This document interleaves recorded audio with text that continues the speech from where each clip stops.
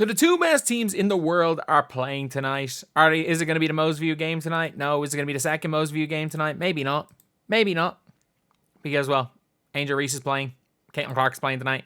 Same time as Angel Reese, so I will be live, but I will be live streaming the Angel Reese game against the Dream because it's, well, what more people are going to watch. But we're going to be keeping an eye on the Minnesota Lynx versus the New York Liberty. So this is the first time second time they played this year in the regular season. The Lynx are in the best form. They just won the Commissioner's Cup, and the Liberty have been probably the best team this season, and they also have got a lot of the best players in the world. Outside the Aces probably have the most talent. But before we get on to, if you guys are new to the channel, subscribe.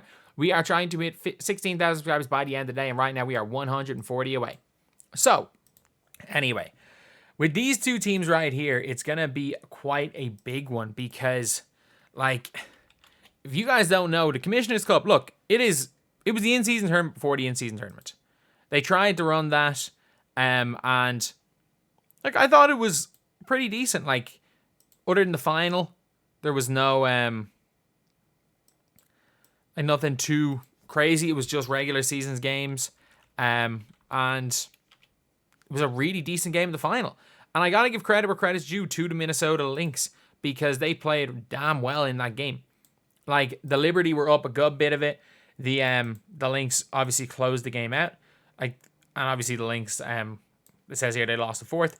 But the Liberty were up quite a bit early in this game. The Lynx then blitzed them in that third quarter and obviously ended up holding out.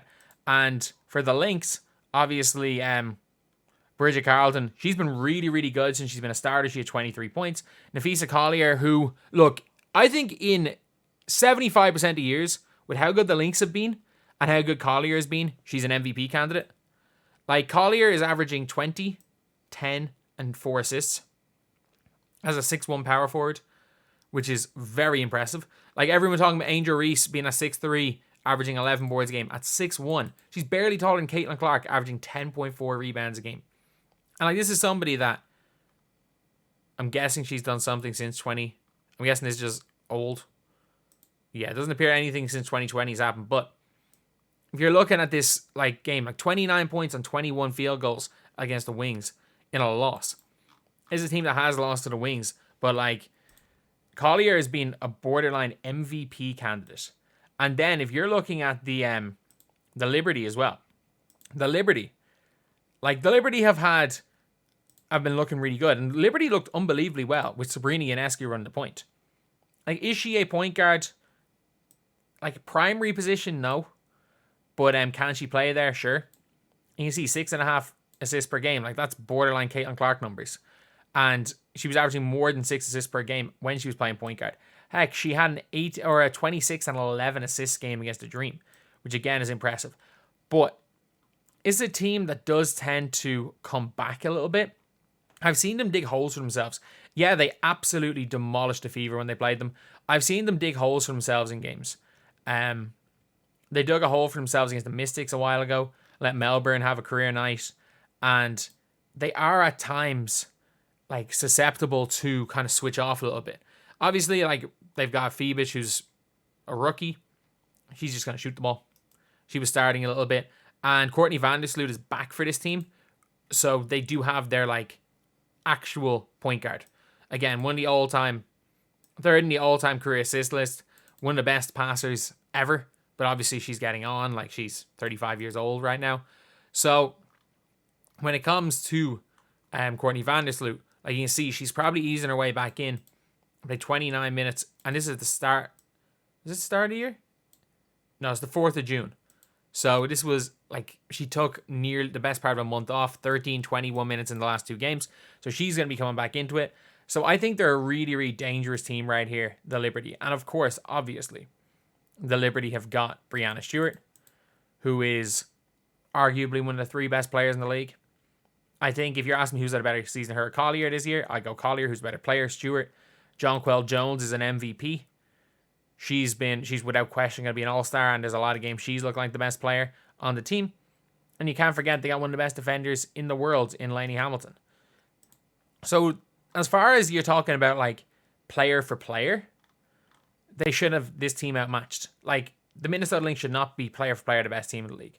Like, Kayla McBride's been exceptional as well. And up until our last 5 games, they're shooting like over 50% from 3. They're just a damn good team. Like, they move the ball well. They shoot the ball well. Carlton's come in and play. He's coming in as a starter and looked really good. And napheesa Collier has been...